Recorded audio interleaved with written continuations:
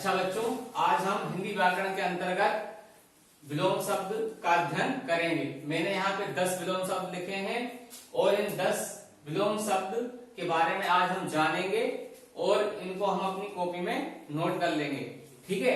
और जितने भी आपको शब्द पढ़ाए जाते हैं ना, तो आप उनसे ये कोशिश जितना ज्यादा हो सके ये कोशिश करिए कि हम उनसे वाक्य प्रयोग बना सकें, चाहे वो विलोम शब्द हो, पर्यायवाची शब्द हो या कठिन शब्द हो, ठीक।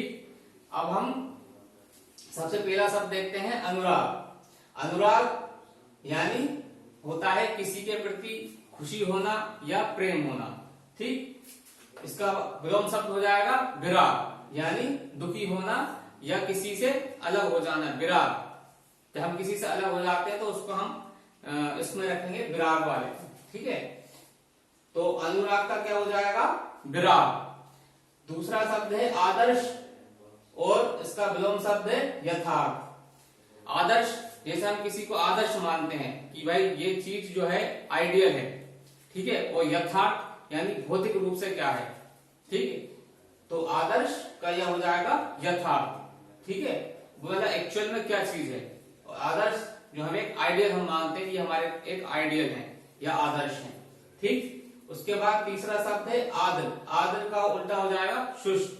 आर्द्र का होता है जैसे अभी गर्मी का मौसम चल रहा है तो हमारे वातावरण में आर्द्रता आ जाती है, यानी नमी आ जाती है। और उसका उल्टा क्या हो जाएगा, शुष्क। यानी शुष्क यानी सूखा हो जाना, नमी, और उसका उल्टा शुष्क यानी सूखा हो जाना। चौथा शब्द है आगम, उसका उल्टा है सुगम। तो आगम का क्या हो जाएगा, जहां जाना संभव ना हो। जैसे पहाड़ वगैरह होते हैं ऊंचे ऊंचे, हम उस पर नहीं जा पाते तो हम लिखेंगे पहाड़ पर जाना आगम है, ठीक है। सुगम, यहाँ पे जाना संभव हो, आसानी से हम जा सकते हैं, उसको हम बोलते हैं सुगम। अच्छा, ये जो मैंने विपरीत शब्द लिखे हैं यानी विलोम शब्द, यहाँ पे हमने इसके विलोम शब्द लिखे हैं। अगर मैं आपसे ये वाले पूछता हूँ विलोम शब्द तो आपको ये जवाब देना है। जैसे शुष्क पूछता हूँ, शुष्क का विलोम शब्द क्या होगा, तो उसको हमें बताना है आर्द्र, ठीक है। अब आता है पांचवा शब्द अरुचि। अरुचि मतलब किसी भी काम में हमारा मन ना लगना, ठीक है। और उसका क्या हो जाएगा, रुचि, यानी उस काम में हमारा क्या लग रहा है, मन, यानी हमारा उसमें एक मन जुड़ाव लगाव हो जाता है, उसको हम शब्द को परिभाषित करते हैं रुचि से। इसके बाद आता है शब्द अदान और उसका क्या हो जाएगा, प्रदान। अदान का मतलब होता है किसी भी चीज को हम लेना, ठीक है। हम किसी से पुस्तक लेते हैं, किताब लेते हैं या पेन लेते हैं तो वो हमें अदान हो जाती है। इसके बाद उसका विलोम शब्द होता है प्रदान। जैसे मैं किसी चीज को दे दूं किसी से तो मैं क्या कर रहा हूं, उसको प्रदान कर रहा हूं, ठीक है। तो अदान का क्या हो जाएगा, प्रदान। आय, सातवां शब्द है आय। आय का क्या हो जाएगा, व्यय।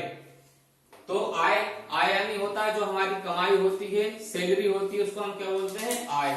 और व्यय क्या होता है, हम उसको खर्च कर देते हैं, है ना, तो वो हमारा क्या कहलाता है, व्यय, ठीक। इसके बाद आता है आठवां शब्द अवनति। अवनति का मतलब होता है पतन हो जाना, और उन्नति का मतलब होता है, इसका विलोम शब्द उन्नति। उन्नति का मतलब होता है आगे बढ़ना, ठीक है।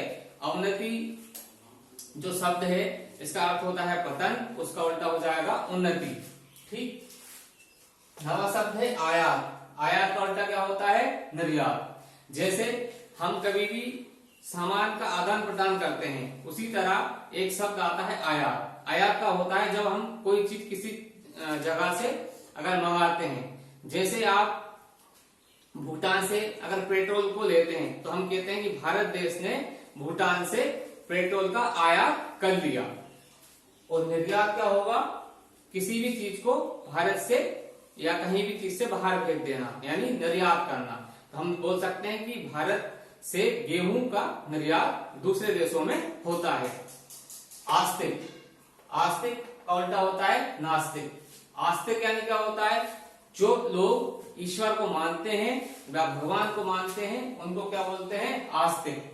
और जो लोग ईश्वर को नहीं मानते, किसी की पूजा नहीं करते, वो लोग क्या कहलाते हैं, नास्तिक। तो ये कुछ शब्द थे जो मैंने आपको बता दिए।